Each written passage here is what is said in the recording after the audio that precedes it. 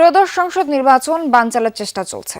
এজন্য নানাভাবে দেশকে অস্থির করে তুলতে চাইছে ষড়যন্ত্রকারীরা। ঠাকুরগাঁওয়ে মন্তব্য করলেন বিএনপি মহাসচিব মির্জা ফখরুল ইসলাম আলমগীর। নিজেদের মধ্যে বিভেদ অনৈক্য বাড়ালে দেশ ও জাতি ক্ষতিগ্রস্ত হবে, এমনটাও বলেন বিএনপি মহাসচিব। পাপরিকা আর মেক্সিকান মশলার মাইন্ড ব্লাস্টিং ফ্লেভারে ডিটোস পার্টি হবে জোস যদি থাকে ডিটোস।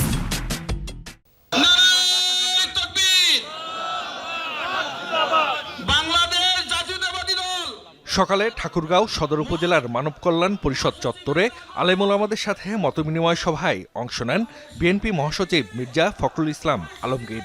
কথা বলেন সমসাময়িক রাজনৈতিক ইস্যুতে।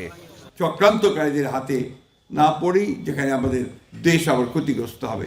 দেশ ক্রান্তিকাল পার করছে উল্লেখ করে বিএনপি মহাসচিব বলেন, আন্দোলন সহ নানাভাবে দেশকে অস্থির করে তোলার চেষ্টা চলছে। সেটি রুখতে সবাইকে ঐক্যবদ্ধ থাকার আহ্বান জানান তিনি।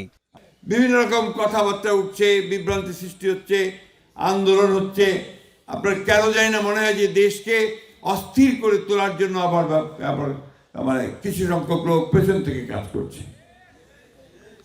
আমাদের এই সময় খুব সাবধান থাকতে হবে যে আমরা যেন আবার কোনো অন্ধকারের দিকে চলে না যাই। কুরআন সুন্নাহর বাইরে কোনো আইন না করতে বিএনপি অঙ্গীকারাবদ্ধ বলেও জানান বিএনপি মহাসচিব।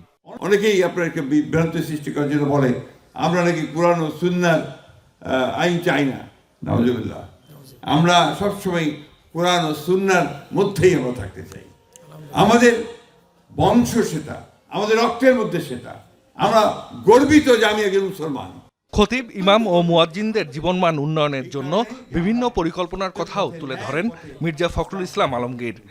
খতিব, ইমাম, মুয়াজ্জিন সাহেবগণকে মাসিক সম্মানী প্রদান করা হবে। জাহিদ হাসান, যমুনা নিউজ।